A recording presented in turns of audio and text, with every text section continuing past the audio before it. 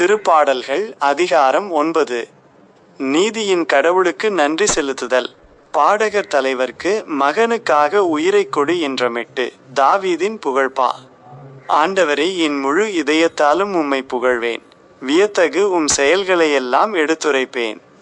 உம்மை முன்னிட்டு மகிழ்ந்து களிகூர்வேன். உன்னதரை, உமது பெயரை போற்றி பாடுவேன். என் எதிரிகள் பின்னிட்டு திரும்புவார்கள். உமது முன்னிலையில் இடறி விழுந்து அழிவார்கள். நீர் நீதியுள்ள நடுவராய் அரியணையில் வீற்றிருக்கின்றீர். என் வழக்கில் எனக்கு நீதி வழங்கினீர். வேற்றினத்தாரை கண்டித்தீர், பொல்லாரை அழித்தீர். அவர்களது பெயர் இனி ராதபடி அடியோடு ஒழித்து விட்டீர். எதிரிகள் ஒழிந்தார்கள், என்றும் தலையெடுக்க முடியாமல் அழிந்தார்கள். அவர்களின் நகர்களை நீர் தரைமட்டமாக்கினீர். அவர்களை பற்றிய நினைவு அற்றுப்போயிற்று. ஆண்டவர் அரியணையில் என்றென்றும் வீற்றிருக்கின்றார்.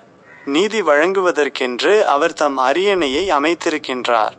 உலகிற்கு அவர் நீதியான தீர்ப்பு வழங்குவார். மக்களினத்தார்க்கு நேர்மையான தீர்ப்பு கூறுவார்.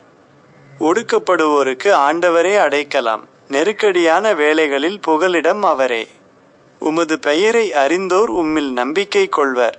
ஆண்டவரே, உம்மை நாடி வருவோரை நீர் கைவிடுவதில்லை. சியோனில் தங்கியிருக்கும் ஆண்டவரை புகழ்ந்து பாடுங்கள். அவருடைய செயல்களை மக்களினத்தாரிடையே அறிவியுங்கள். ஏனெனில் இரத்தப்பழி வாங்கும் அவர் எளியோரை நினைவில் கொள்கின்றார். அவர்களின் கதறலை அவர் கேட்க மறவார். ஆண்டவரே, என் மீது இரக்கமாயிரும். என்னை பகைப்போரால் எனக்கு வரும் துன்பத்தை பாரும். சாவின் வாயினின்று என்னை விடுவியும். அப்பொழுது மகள் சீயோனின் வாயில்களில் உம் புகழ் அனைத்தையும் பாடுவேன்.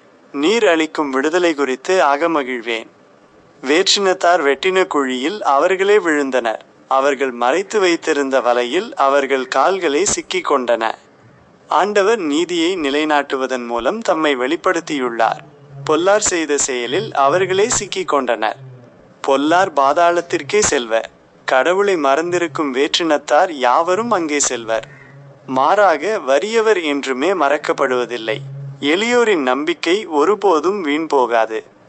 ஆண்டவரை, எழுந்தருளும். மனிதரின் கை ஓங்க விடாதேயும். வேற்றினத்தார் உமது முன்னிலையில் தீர்ப்பு பெறுவார்களாக. ஆண்டவரே, அவர்களை திகிலடைய செய்யும். தாம் வெறும் மனிதரே என்பதை வேற்றினத்தார் உணர்வார்களாக.